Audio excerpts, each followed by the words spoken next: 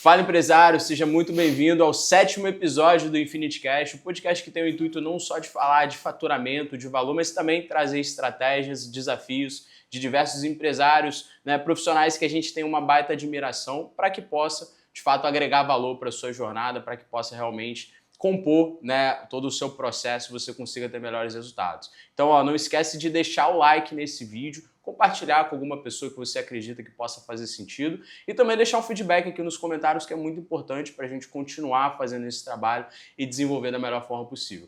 Fechado? Hoje, pessoal, o 7º episódio.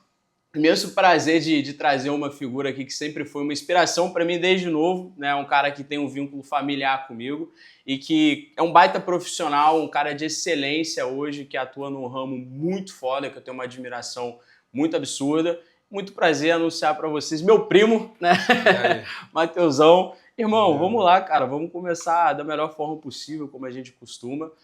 Fala um pouquinho quem que é o Matheus, contextualiza para a galera que está nos ouvindo, o que você faz, explica aí para todo mundo que está nos ouvindo. Bom, beleza. Prazer estar aqui, primeiramente. Obrigado pelo convite, você, Lucas. É um prazer estar aqui compartilhando com você a minha história profissional. A gente já conversa bastante ao longo do tempo aí, né? E é um prazer estar aqui, cara. Então, meu nome é Matheus Souza. Eu hoje trabalho numa multinacional do ramo de óleo e gás, Aventura Offshore. E hoje eu estou à frente, na verdade, no cargo executivo, uma das unidades da empresa, da companhia, que nesse caso é uma plataforma de exploração de petróleo, não de produção, mas de exploração. E um grande desafio, né?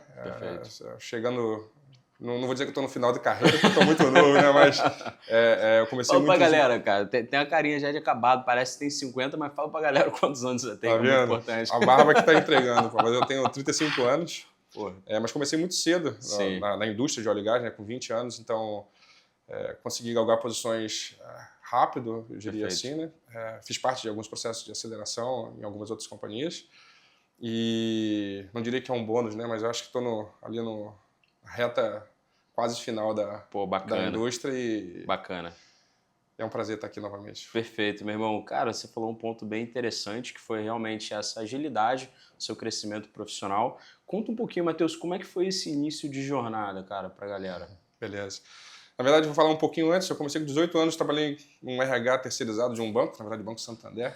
Veio aqui para a cidade fazer uma campanha de troca de conta do pessoal da prefeitura.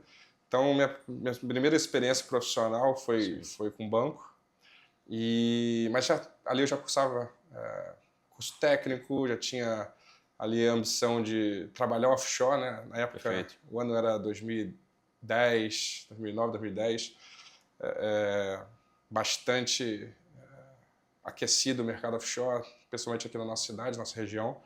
Então, tinha sempre a vontade. E aí, foi 2010, exatamente 2010, final de 2010, comecei ali com 20 anos trabalhando offshore, no cargo mais baixo que tinha vamos dizer assim, na linha de funções ali de uma plataforma de exploração.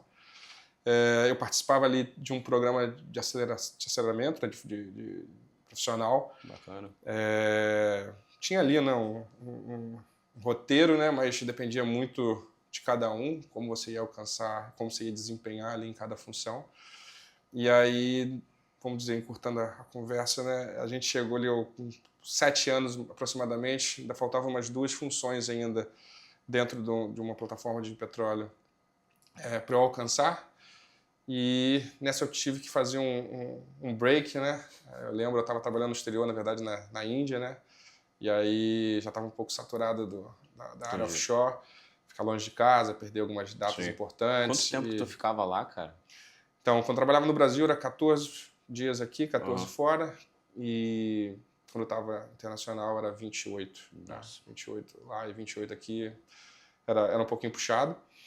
E aí eu tive que dar uma pausa na carreira, quis redirecionar um pouco ali o que eu queria realmente, de fato, para o futuro. Gestão era algo que me interessava demais. Algumas das funções que eu exercia a bordo já eram voltadas para a parte de gestão de pessoas, né? Gestão da operação, gestão de pessoas. Então, eu já estava acostumado com isso. Durante esse meio tempo, eu me graduei em engenharia, então tinha o background suficiente para alcançar essas funções. Então, deu uma parada, fiquei aproximadamente um ano e meio ali parado, tentando mudar o rumo da carreira. Foi onde eu entrei na Aventura Offshore, ainda num cargo operacional, mas logo depois consegui desenvolver para a área de gestão. Pô, bacana demais, irmão. E como é que foi para você esse processo de transição, né? Porque a gente analisa do seguinte ponto, é literalmente saindo de um papel mais operacional e entrando mais num papel estratégico. Como que foi para você esse processo de transição, irmão? Então, você tem que desligar algumas chaves, né? Sim. Obviamente. O bom, né? Você tem ali a bagagem do que acontece no campo, do que acontece na área operacional. Isso te dá muita bagagem para tomada de decisão, para entender as pessoas que estão lá, né? Você acaba falando a mesma língua de todo mundo que está lá, então fica uma gestão mais fácil. Mas você, obviamente, tem que virar algumas chaves, né? Você começa a ter acesso a alguns tipos de informação que você não tinha quando estava na área operacional, e aí aquilo vai moldando. Basicamente, o que muda são as tomadas de decisões e o que você entende como... Você começa a ficar mais dentro do negócio, né? E quando você está na operação, você precisa prover todos os recursos para que a operação não pare e para que aquilo aconteça da melhor maneira possível. Quando você vem para a gestão, você tem que fazer a mesma coisa e adicionar ali agora orçamento, estratégias. Então, as estratégias mudam, né? As estratégias operacionais são umas, as de gestão são outras. Então, virar a chave do recurso infinito, que o pessoal da operacional imagina às vezes que tem,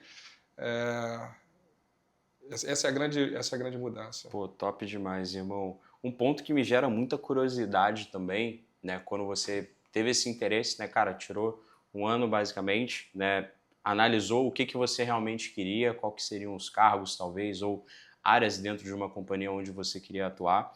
Nesse momento, você conseguiu visualizar, cara, quais são as habilidades que eu tenho que desenvolver para conseguir chegar nesse determinado cargo? E se você fez esse questionamento, e quais eram realmente essas habilidades que você via que eram necessárias para você chegar onde você está hoje? Sendo o mais sincero possível, né? Eu poderia dizer que eu planejei tudo e falei, não, vou fazer isso, aquilo e... eu acredito muito em alguns soft skills que são natos, né? Obviamente todo mundo é treinável, mas determinadas habilidades você tem ela por natureza.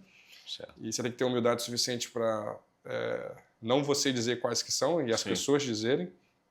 Então, nesse período que eu estava parado, eu estava pensando e mais desejando do que planejando. Vou fazer determinado tipo de curso ou determinado tipo de treinamento que eu vou alcançar aquela função que eu preciso disso. Muitas das coisas você não sabe, às vezes, né? Sim. E você vai aprender fazendo. Perfeito.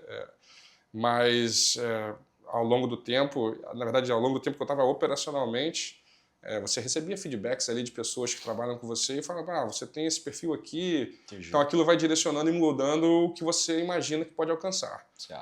Então, nesse tempo, vamos dizer, me preparei para uma função de gestão. Não, eu apenas tive a oportunidade, eu tinha o background acadêmico para me colocar naquela posição e depois foi executar.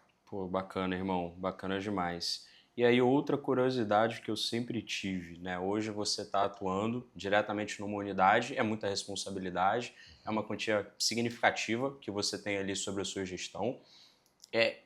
Como que é, irmão, para você ter uma tomada de decisão no ambiente de alta pressão, de alta responsabilidade? Como que é esse processo, né? Porque eu trago até mesmo uma visualização própria nossa, né? Algo que a gente bate muita cabeça muitas vezes e, assim, são impactos, empresas completamente diferentes, portes completamente diferentes e muitas vezes a gente tem uma falta de clareza de como decidir, o que analisar, poxa, o que eu levo em consideração numa tomada de decisão, o que eu devo analisar. Eu queria entender um pouquinho como que é isso para você, ou pelo menos como que você faz esse processo hoje. A tomada de decisão no negócio, diria que tem várias situações, várias nuances, né? Mas basicamente você vai pensar sempre os resultados daquela decisão. Primeiro você tem que fazer uma projeção das consequências se são catastróficas, se não são, se tem impacto financeiro. Então, operacionalmente, você precisa pensar no meu ramo, né, de óleo e gás, você precisa pensar nos prejuízos catastróficos para o meio ambiente, para a segurança das pessoas, segurança do ativo. E aí tem as outras decisões que você vai tomar que você tem que pensar muito nas consequências financeiras. E aí o que vai basear essas decisões são sempre o que gera mais valor ou que minimiza o prejuízo. Então isso vai te nortear, obviamente sem perder a essência dos valores da companhia, da missão da companhia. Então a tomada de decisão vai gerar em torno disso, de operacionalmente as consequências no ramo onde você vai estar, o que ela vai gerar, e financeiramente minimizar perdas ou maximizar retorno. Perfeito, cara. Entrando no aspecto financeiro, né, que eu acho que dá pra gente bater bem aí, tem muito essa perspectiva, inclusive, que eu já vi, né, numa tomada de decisão. Como que você realiza, né? Poxa, eu vou levar em consideração a minha intuição, meu tato de negócio, eu vou levar em consideração dados que eu tenho aqui, ou vou levar em consideração, talvez, a experiência que eu tenho dentro desse mercado. Analisando o contexto, né, de pequenos, médios negócios, o que você atribuiria como, digamos, talvez não mais correto, mas o mais assertivo? Seria uma análise de dados? Ou, lógico, pode ter um conjunto de tudo, mas eu acho que dentro dessa proporção, desse espaço aí, a gente vai ter uma fatia maior para cada coisa. Como que você visualiza, né? O que você atribui um maior grau de importância? Experiência, dados ou intuição?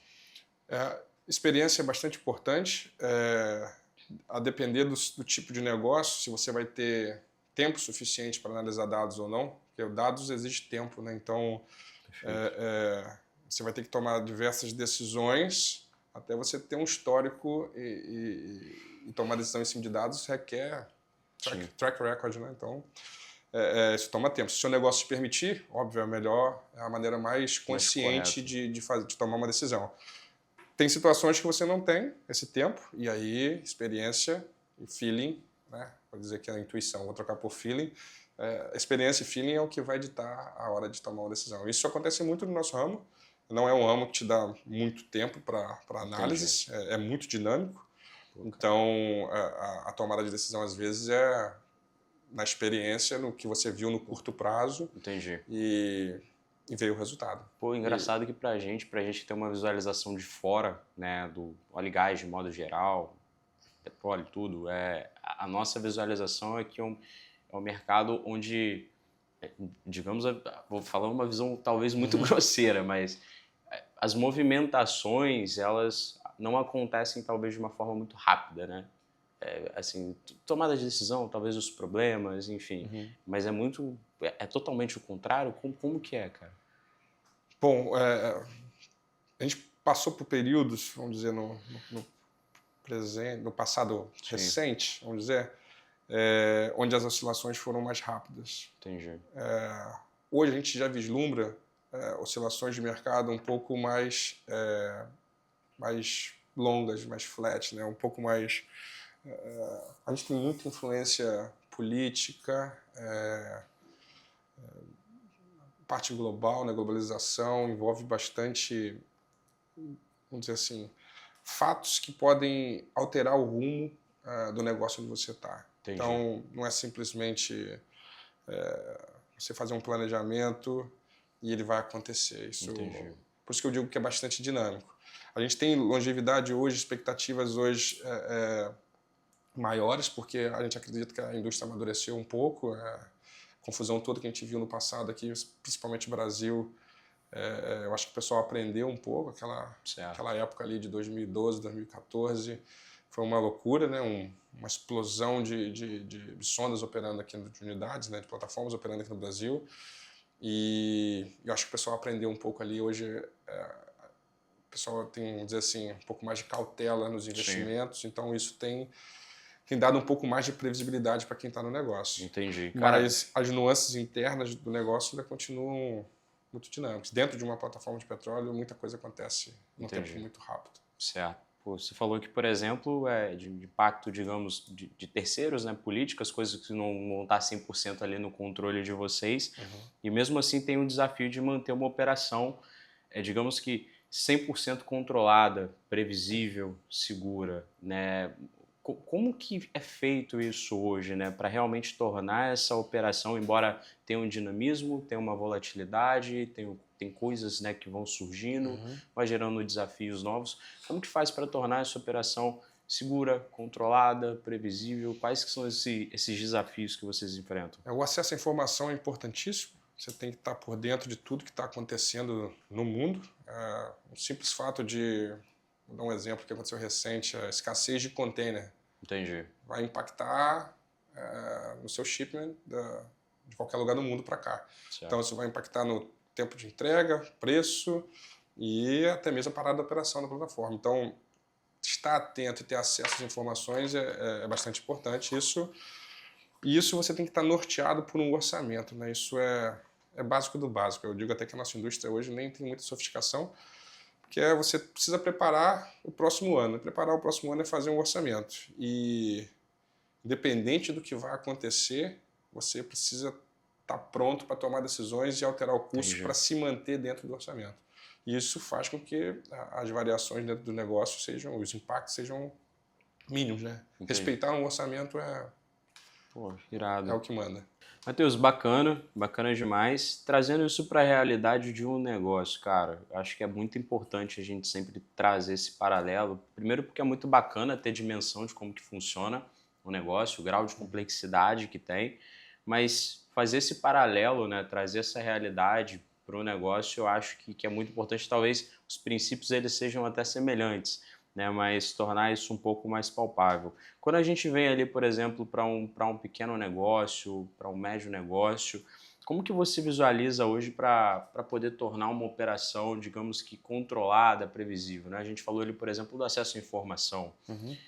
Não diria que talvez, por exemplo, no nosso negócio mercado digital, até comentei porque na nossa percepção, talvez o seu mercado seja algo, né, digamos que não tenha uma volatilidade, mas talvez não na forma que a gente esperava. Cara, mercado digital tem coisa que surge o tempo todo. Surge uma nova tecnologia, surge algo que agora vai acabar a gestão de tráfego porque tem uma tecnologia que faz isso. Enfim, então todo dia tem algo novo. Então a gente precisa estar a todo momento também se atualizando. Se tratando de negócios, digamos que mais tradicionais, locais, qual é a forma que você visualiza para tornar esse negócio controlado, organizado de fato, para que ele consiga realmente entrar numa rota de crescimento? Eu diria que tem duas vertentes no negócio. Você falou aí de tecnologia, isso vai estar muito mais voltado para o desenvolvimento de negócio do que a gestão do negócio. Então, eu dividiria qualquer empresa, qualquer negócio, em uma área que desenvolva o negócio e uma área que faça a gestão do negócio. Então, para a gestão, eu acredito que é o básico. Ainda mais pequenas empresas ou médias empresas. Eu digo por mim mesmo, né, se eu fosse, como eu atuo no cargo executivo hoje, se eu fosse com outro cargo executivo em qualquer outra indústria, eu acho que o princípio para gerir seria o mesmo, mais menos, é padaria, mais menos o que sobra. Então, você controla gastos, registra o que entra, registra o que sai e faz um orçamento factível, obviamente. Isso vem antes do negócio até acontecer, né? Você precisa saber estimar o que aquele negócio vai te... Quer tirar o dinheiro da fonte, abre a planilha. Vai te trazer de volta, né? Porque depender, é melhor você colocar um dinheiro num investimento, numa renda fixa, vai ter menos dor de cabeça. Mas, então, fazer um orçamento, fazer uma previsibilidade ali dentro do plano de negócio daquele negócio, eu acho que... E na parte de desenvolvimento, não é tanto a minha área, mas cada negócio ou cada ramo vai ter sua particularidade. Então, tem que entender um pouco ali da dinâmica do campo para trazer novas ideias e otimizar e fazer o negócio crescer. Né? Falando dessa parte ali do básico, o que entra, o que sai, eu lembro da conversa que a gente teve, né? Meu irmão, tem que vender mais, cheguei com esse problema para você, buscar novos canais, a gente precisa botar mais dinheiro para dentro. Cara, a resposta que o Matheus me deu foi a seguinte: você quer pegar dinheiro, irmão? Abre a sua planilha de custo aí. Então, começa a arriscar aquilo que não tem mais sentido. Talvez você está pagando alguma coisa ali que não tem o menor sentido de você pagar. Talvez você está pagando alguém no seu time aí que não está trazendo nenhum retorno. Irmão, começa a arriscar. Você vai ter dinheiro ali direto da fonte, vai resolver o teu problema. Dito e feito.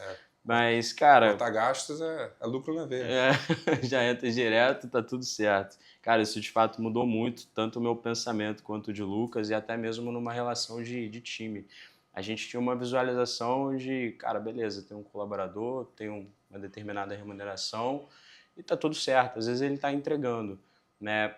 Mas talvez ele não está conseguindo trazer o retorno sobre o investimento que a gente faz em cima dele. Ele faz ali o ok, mas isso se torna muito mais uma despesa do que literalmente um investimento para a companhia de modo geral. Então passou a trazer uma avaliação completamente diferente. Mas bem interessante isso, irmão. O que você costuma acompanhar, cara, de forma religiosa, todos os santos dias, como indicador, como métrica? O que você leva em consideração dentro da sua rotina? Bom, faz parte dos nossos valores lá na companhia, né? Segurança das pessoas, segurança do ativo a bordo. Então, os KPIs de segurança estão sempre diante da gente, todo dia.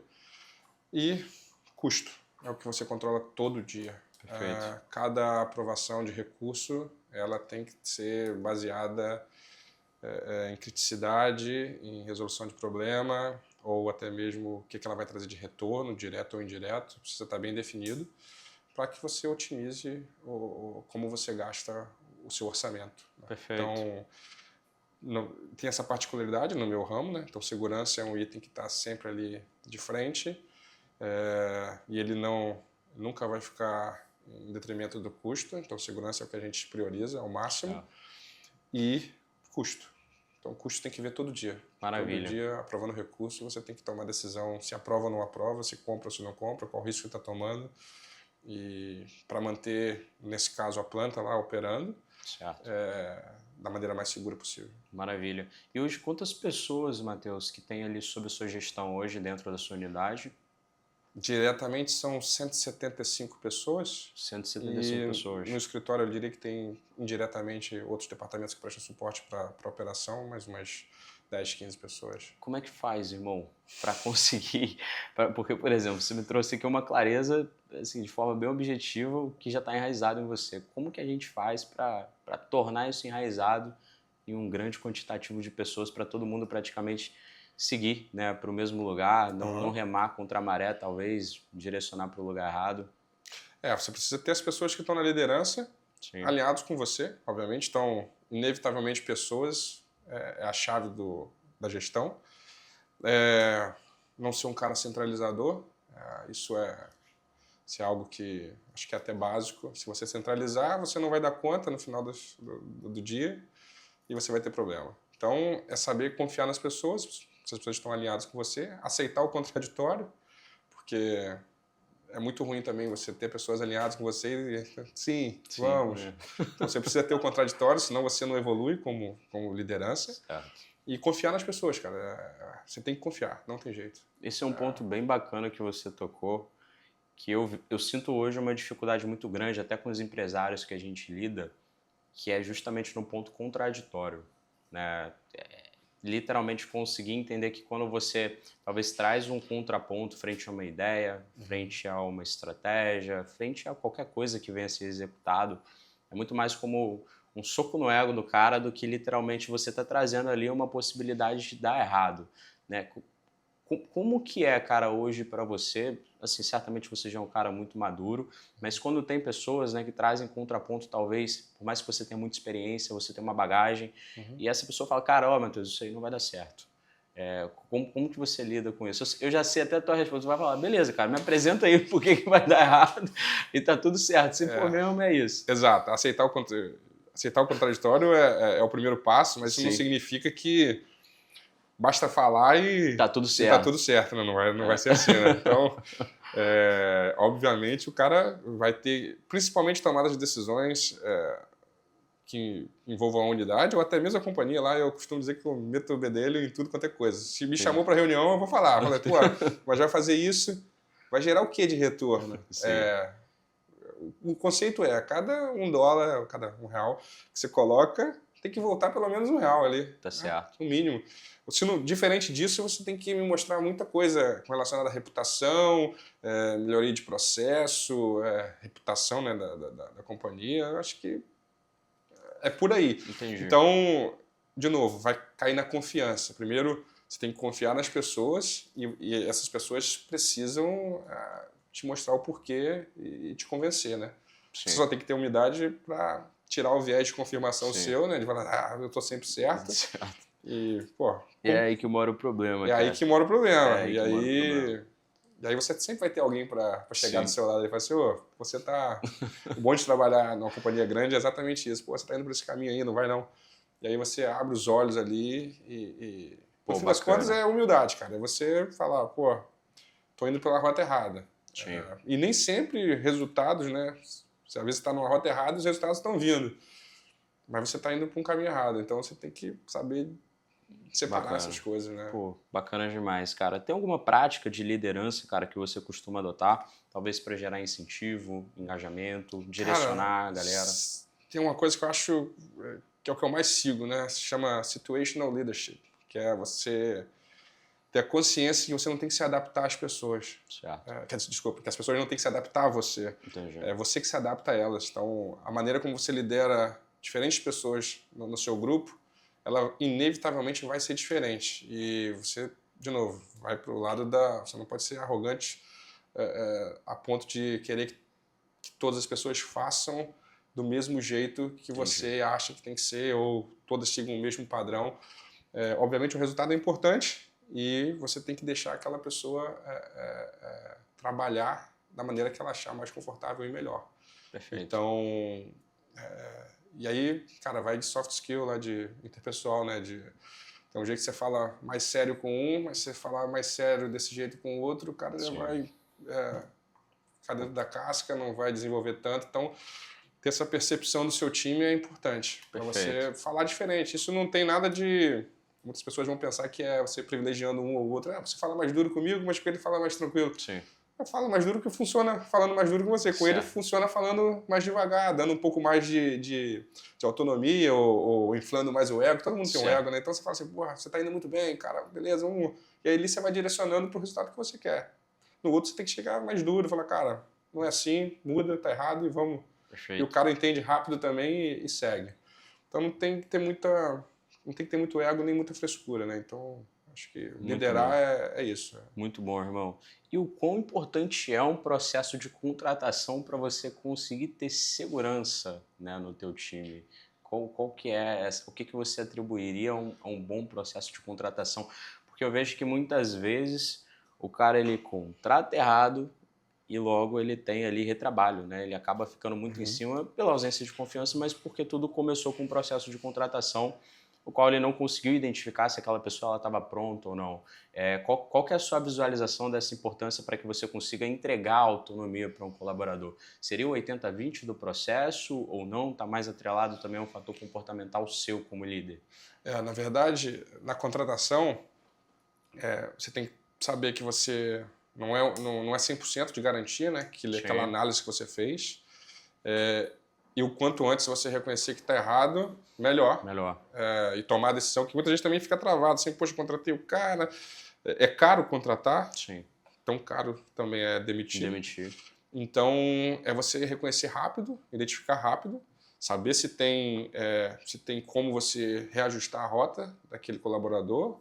Se você identificar que não tem como, tome a decisão logo e faça a mudança. Não culpando o colaborador nunca, o culpado tem que ser sempre você. Porque foi você que contratou, né? Quem estipulou os parâmetros e características ali para aquela posição foi você. Então, definir o quanto antes a continuidade é o mais importante. Perfeito. Eu estou pedindo para você resolver um monte de problema que a gente tem aqui. Eu vou pedir para você resolver outro, irmão, que é a terceirização de culpa. Eu não tenho dúvida alguma que você não deve enfrentar isso, não é possível. Cento e poucas pessoas no time, dá um problema, talvez, mas a culpa não foi minha, foi de fulano, foi de ciclano, não, foi por conta disso.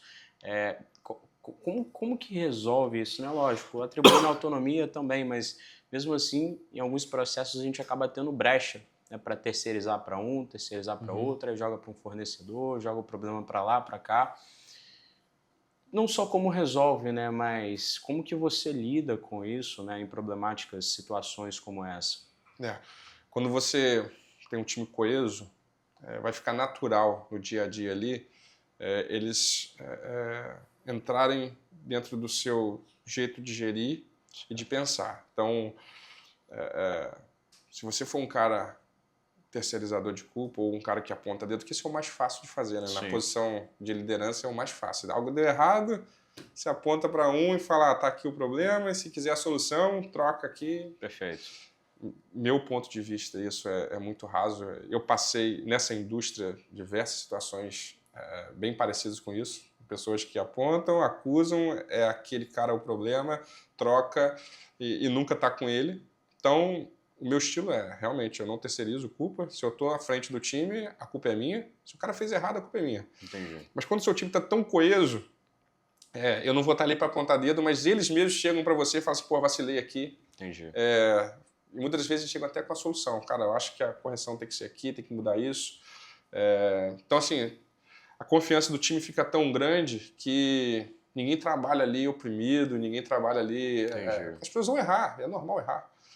Então, trabalha todo mundo muito tranquilo, todo mundo tem liberdade. Quando você dá liberdade às pessoas, todo mundo tem liberdade de chegar a você e falar, cara, errei, foi mal. Cara, esse é um ponto bem bacana, que a gente associou essa semana, inclusive, a questão da clareza, né? Para mim é um baita problema em qualquer empresa, de qualquer segmento. E aí eu trouxe um exemplo, né, do nosso segmento, né? Falar do marqueteiro. É muita palavra bonita, né? Branding, churn. São várias palavras bonitas ali que são utilizadas e muitas vezes a gente bate isso com um cliente que não tem a menor noção. Vou dar um exemplo. Cara, você precisa melhorar o seu posicionamento digital. Beleza, posicionamento digital você consegue até ter uma correlação, mas o que é posicionamento de fato? E como que eu faço isso, né? Muitas vezes essa informação não chega no cliente. E quando o cliente executa de uma maneira errada, as agências vão e terceirizam essa culpa. Olha, não deu resultado, você está querendo sair aqui, encerrar um contrato, mas por que você fez errado? Mas faltou todo esse processo de clareza ali para que ele conseguisse executar de uma maneira correta. Mas bacana, irmão. É igual aquele cara, desculpa te interromper, mas é igual aquele cara que vende o sonho, né? Exato. Ele fala, o sonho você vai conseguir assim, mas você não pode ser isso. Ele já avisa o que vai acontecer. O que vai dar errado. Pra quando der errado, ele fala assim, poxa, mas você também fez não isso, por isso que não deu certo, por isso que a minha promessa não se cumpriu. Exatamente isso, cara. E aí é basicamente uma geração de complexidade pro cara. Pô, para você dar certo, você vai precisar melhorar o branding da sua marca, você vai precisar ali de KPIs no comercial, aí você precisa acordar todo dia 5. Pô, se você acordou um dia 6 horas, ferrou, já não. 5 e 1, tá errado, não deu, não vai dar certo. Eu te avisei, cara, você comprou essa promessa aqui, mas você não cumpriu 100%. Exatamente, cara. Você não deu o seu máximo. Exatamente. Isso tem muito hoje em dia, né? Pô, é muito complicado. Então a gente lida muito isso na realidade do dia a dia do cliente frustrado, trazendo essas problemáticas pra gente. E o nosso foco hoje é tentar tornar o processo de certa forma muito mais claro. Poxa, o que é, como que executa, caso essa responsabilidade ali seja do cliente, não nossa. Mas perfeito, irmão. Deixa eu te fazer uma pergunta, cara. Como que é a sua rotina hoje para conseguir equilibrar esses pratos, né? Agora tem a chegada da Gabi, 2 filhos e gestão, trabalho, meu irmão, como que faz isso aí? Eu quero chegar nessa meta, então já estou pegando aqui alguns conselhos para chegar nesse patamar aí, já tá com tudo bem desenvolvido. Essa é uma informação que não vale muito, não tem muito valor, eu diria, né? Mas só curiosidade. Curiosidade. Né? Poxa, isso não tem, eu diria que não tem relação nenhuma com como você trabalha ou não, com o seu intelecto, como você toma decisões. Isso é tudo, como é que você queria um ponto engraçado hoje aqui, né? Tá preocupado, isso é tudo groselha, pô. Mas o cara fala assim, eu acordo 5 horas, medito... Passa um tempo de qualidade. Tempo de qualidade. Pô, isso é um negócio tão pessoal, não tem nada a ver com o trabalho, que é pura curiosidade. Mas vamos lá. Eu tenho vários desafios na minha rotina, né? Você mencionou, eu tenho 2 filhos agora, a Gabi acabou de chegar. Eu não trabalho na cidade, eu moro aqui em Campos, mas o escritório é Macaé. Perfeito. E às vezes eu estou no Rio. Então eu vivo uma dinâmica um pouco fora de casa, em translado também, viajando. Né? Às vezes eu vou na plataforma, então tem que pegar o helicóptero e ir para lá. E isso consome o dia, então não tem como fazer aquela rotina do cara perfeito lá não, acordar todo dia 5 horas. Isso quebrou a expectativa da galera agora. Acordar 5 horas, rapaziada, meditar, eu tava pensando que você ia falar isso. Então assim, quando eu tenho tempo, obviamente, a prioridade no começo do dia é fazer atividade física, para você, obviamente, falou com Deus de manhã, atividade física, para garantir que aquele final do dia é sempre cansativo, cara. Sim. Então, dificilmente você vai terminar um dia e falar assim, vou para academia. Que nada, você não vai. Perfeito. Então, eu priorizo qualquer tipo de atividade física no início do dia, corro, vou à academia e jogo tênis. Perfeito. Então, para quem gosta de estatísticas, dizem que quem joga tênis vive mais, né? Eu não quero viver para sempre, né? Mas se eu conseguir viver bem, se o tênis ajudar, estou jogando. Pô, bacana, cara. E é isso, corro, vou à academia. Cara, só faltou uma banheira de gelo aí no meio da rotina, pra você colocar também. Nossa, ia ficar bacana demais. Quer sofrer pra quê? Tem tanto problema, quer entrar no sofrimento, tá maluco. Pô, irado, irmão. Muito bacana. E durante o dia, tento me alimentar bem, mas não me alimento tão bem, não. Pô, top. Show de bola, irmão. E deixa eu te perguntar, agenda, cara, hoje o seu processo de organização no trabalho, rotinas, reuniões, é algo prático, é algo definido, é algo praticamente ali vai no flow do dia a dia? Tem algumas rotinas já pré-determinadas de agenda durante o dia, né? Reuniões matinais com um time que está lá na plataforma, bem cedinho. Depois tem umas reuniões de diretoria, né? Onde se apresenta resultados diariamente. Né? Como eu te disse, né? Tem KPIs ali que você acompanha e apresenta diariamente.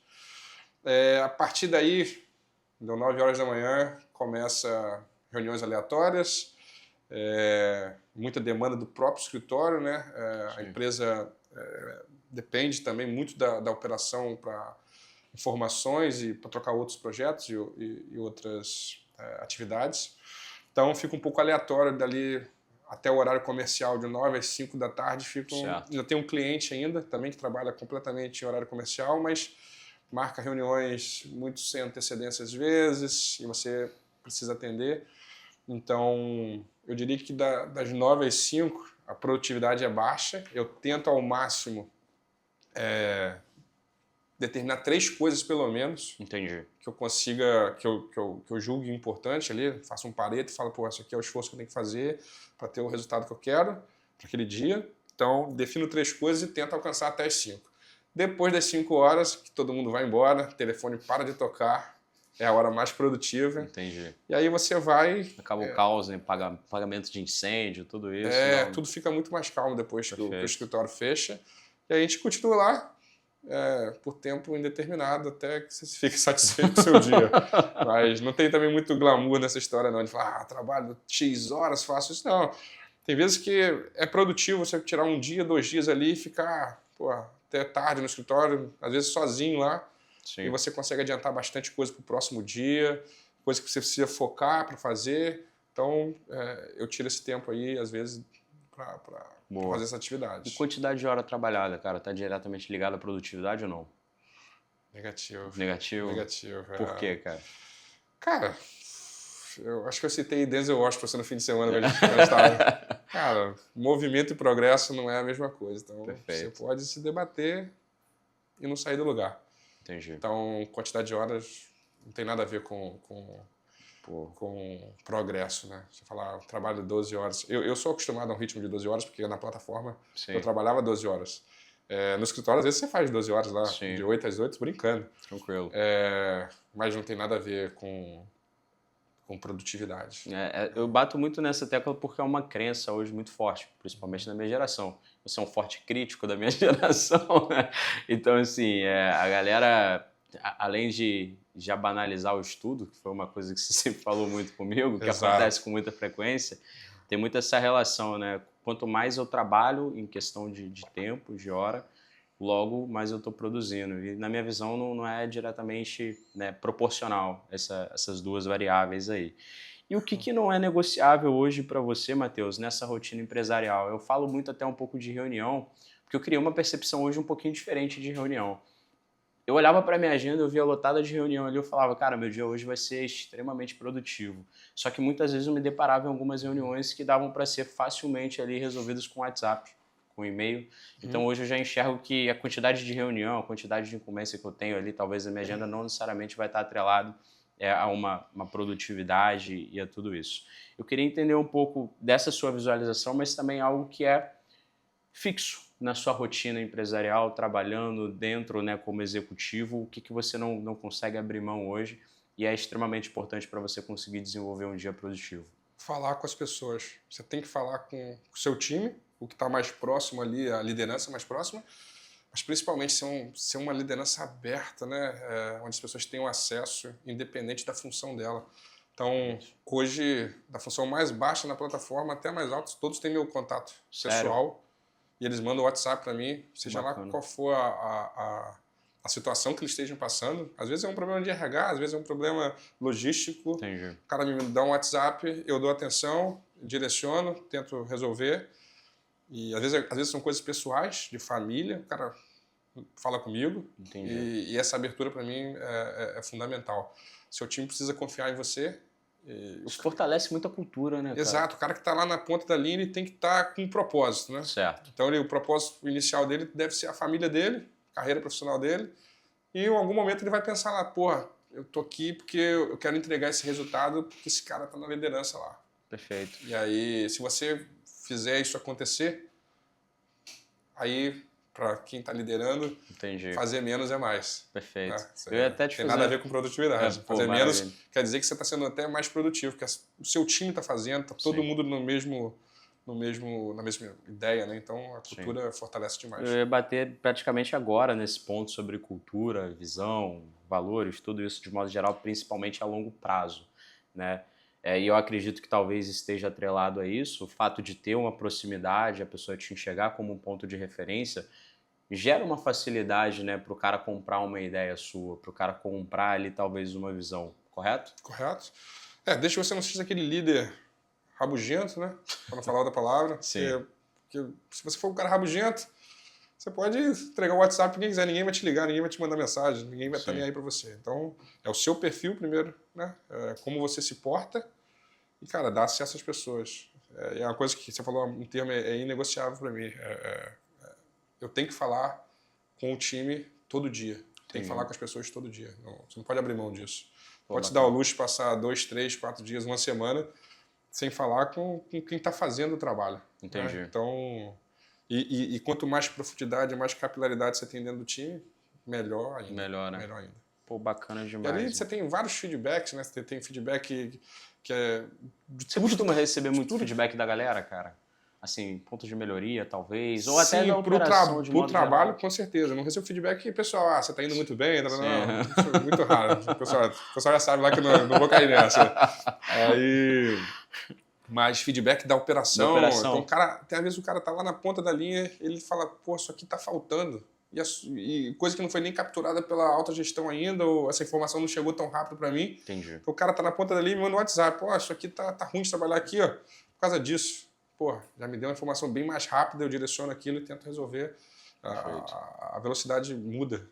E a confiança, né? Todo mundo se sente importante. E aí quando você resolve um problema de um cara que tá lá na ponta da linha, ele te manda uma sugestão e você acata a sugestão dele e resolve o problema, pô, aquilo muda o astral totalmente. Aquele cara tá fazendo campanha internamente lá no pequeno time dele, falando assim, pô, pessoal, vamos lá, se tiver um problema, conta, vamos fazer. Então, muda totalmente o espírito.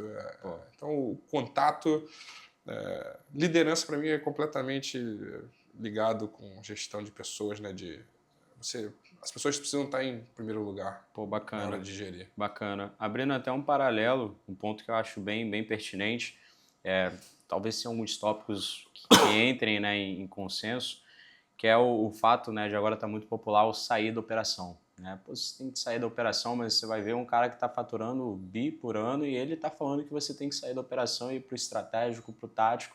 E aí quem está recebendo essa informação, o cara que às vezes está faturando 50 mil, 20 mil, e não entrando em detrimento de um para o outro, mas trazendo uma realidade. Né? Qual que é a sua visualização para os pequenos e médios empreendedores hoje que tem essa visualização de que, cara, eu preciso sair da operação, eu preciso deixar o meu time tocar buchitagem, né? É só para você validar algo que eu venho praticando e a galera não consegue entender. Isso é tão antigo, né? O olho do dono é o que engorda. Engorda. Cara, você tem que estar... Cara, você tem que ser muito grande. Sim. Quando eu digo ser muito grande, é muito grande mesmo. Mais de faturamento. Antes disso, você tem que estar no meio da confusão o tempo todo. Perfeito. E estar dentro da confusão não quer dizer você está fazendo tudo. Sim. Não tem nada a ver com isso. Ou até mesmo colocando a mão na massa ali lá na ponta. Não. É porque eu não sei o que as pessoas dizem sair do operacional e estar no operacional. Sim. Você pode estar no operacional não executando muitas coisas. Na verdade, a sua missão é não executar nada. Perfeito. Você está no operacional envolvido, não executando.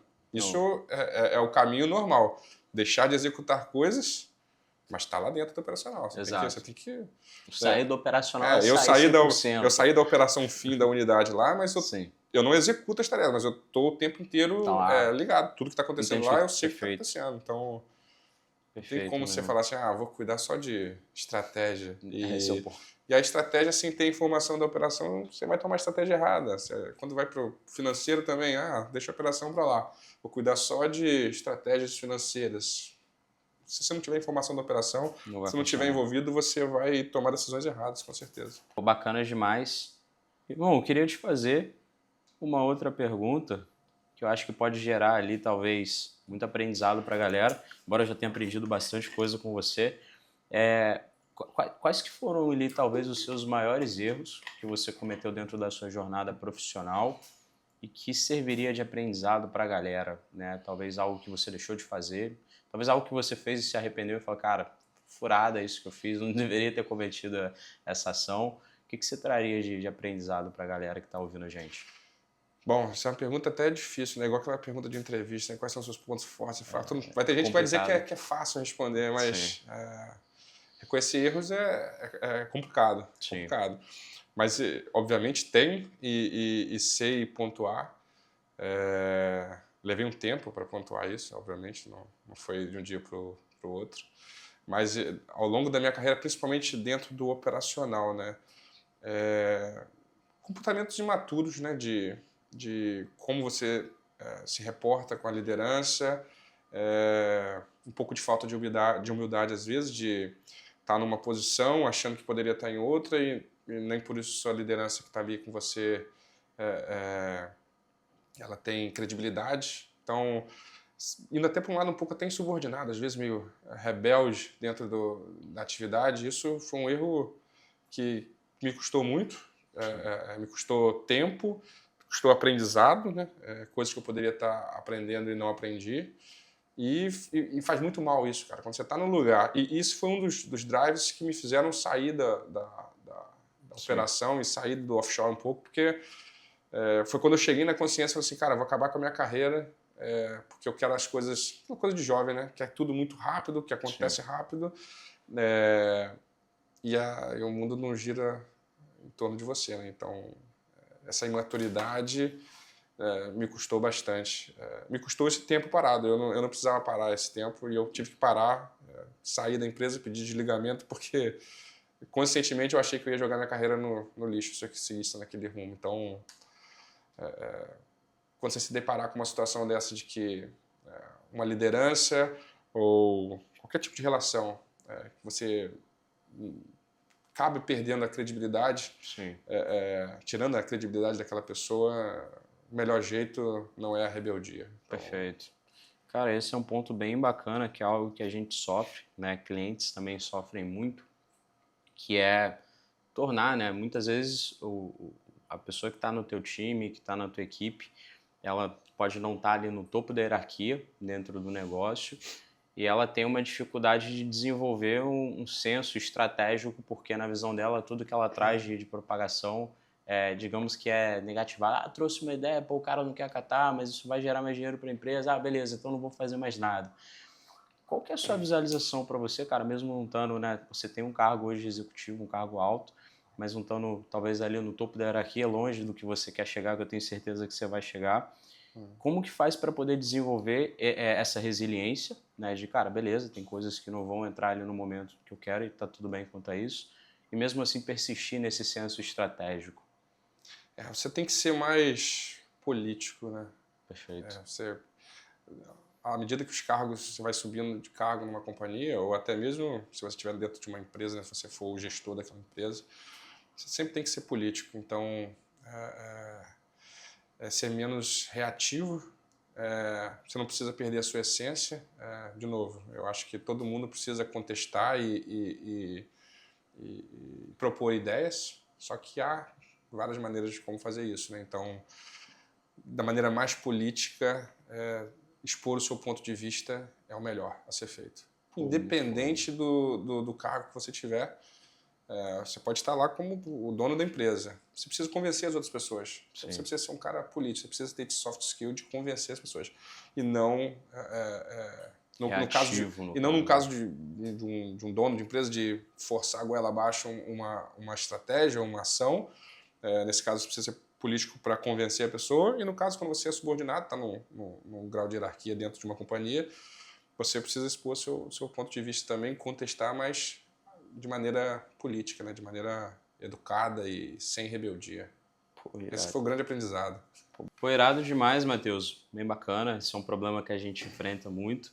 E trazendo aqui uma pergunta para a gente poder finalizar, a gente sempre gosta de trazer um problema como recomendação. Como a gente já antecipou, eu queria que você trouxesse uma recomendação, analisando, né, o empresário, o gestor hoje que está à frente, né, de uma pequena, de uma média empresa que quer entrar num processo de crescimento. O que esse cara realmente ele precisa desenvolver como habilidade? O que ele realmente precisa focar, né, cara, analisar, estudar, para que ele possa realmente dar esse pontapé inicial numa etapa de crescimento? Legal. Acho que a gente, ao longo aqui da nossa conversa, nosso bate-papo, a gente falou bastante sobre soft skill, cuidar de pessoas, mas uma coisa que a gente não comentou muito, e eu acho que isso é fundamental e é um pouco mais técnico, né? Para quem é dono de um negócio, gere qualquer tipo de negócio, é se aprofundar em contabilidade. Você precisa saber, e tem que ser você cuidando disso. A menos que você fature bilhão e tenha a capacidade de ter Posso CFO. sair do operacional. E você fala, pô, tem um CFO agora, Cara, você precisa estar 100% envolvido com a contabilidade e você precisa entender, né? Perfeito. Porque é isso que é a grande chave de qualquer negócio. A galera banaliza muito, né, cara? Exato. Se você tem diversos conceitos que você precisa entender e aplicar para que funcione. Do contrário, você vai ser só um cara que gira dinheiro, entra e sai e não sabe nem para onde está indo. Então, as técnicas de contabilidade eu acho importantíssimo para quem tem um negócio e toca um negócio. Pô, perfeito demais.